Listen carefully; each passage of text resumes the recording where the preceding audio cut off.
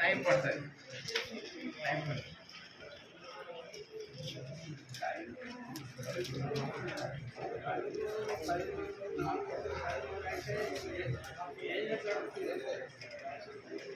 అందులో నీకు వచ్చిన సమయంలో చేసుకోలే, టైం పడుతుంది. కాలేదు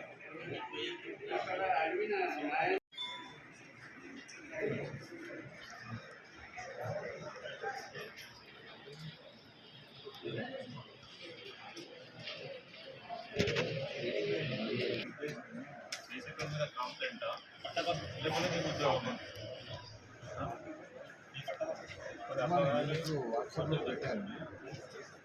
4 నెలల కింద ఇచ్చిన సరిగ్గా ఇచ్చిన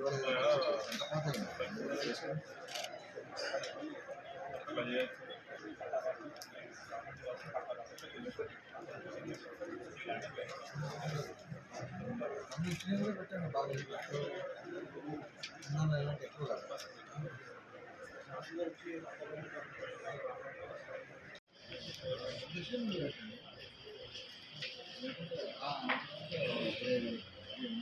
ఆర్డర్ పాస్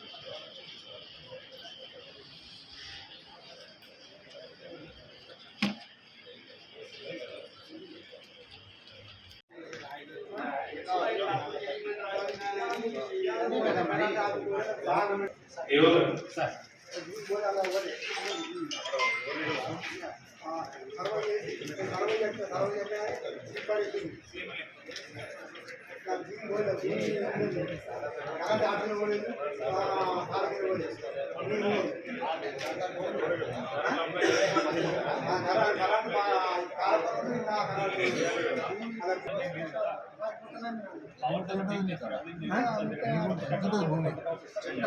భూమి ఎంత ఉంటుంది? 25 ఉంటుంది సార్.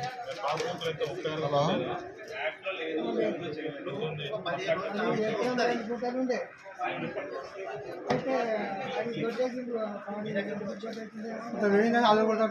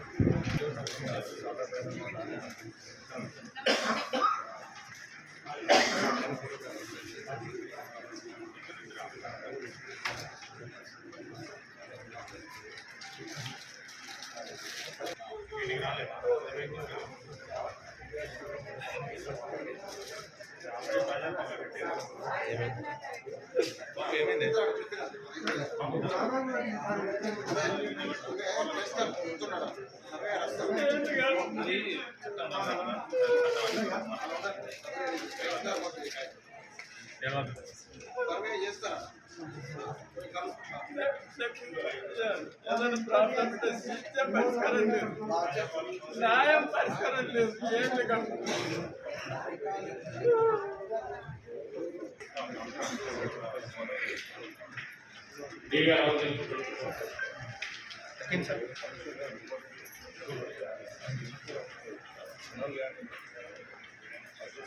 Agriculture officer.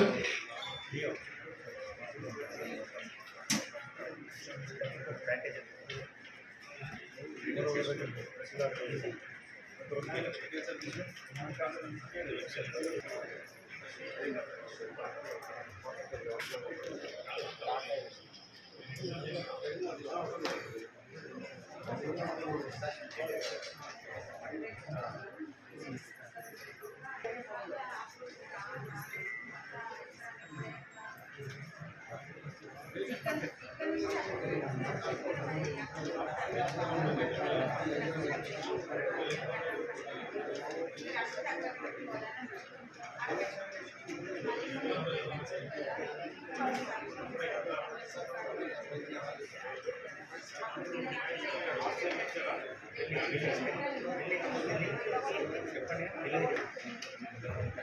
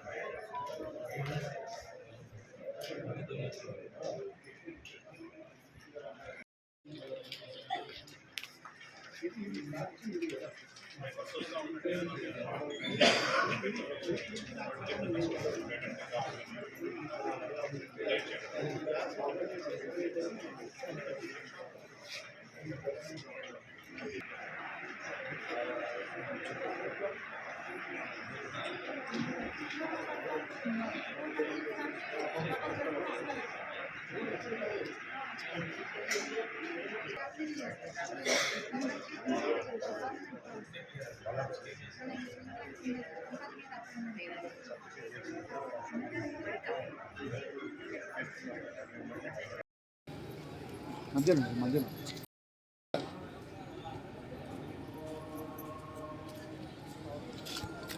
డిస్టర్బ్ బాగా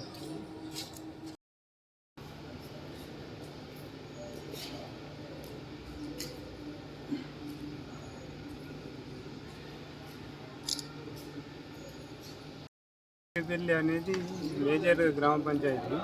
యాక్చువల్లీ అక్కడ ఒక 5,000 వరకు ఓటర్లు ఉంటారు. దాంట్లో ఏంటంటే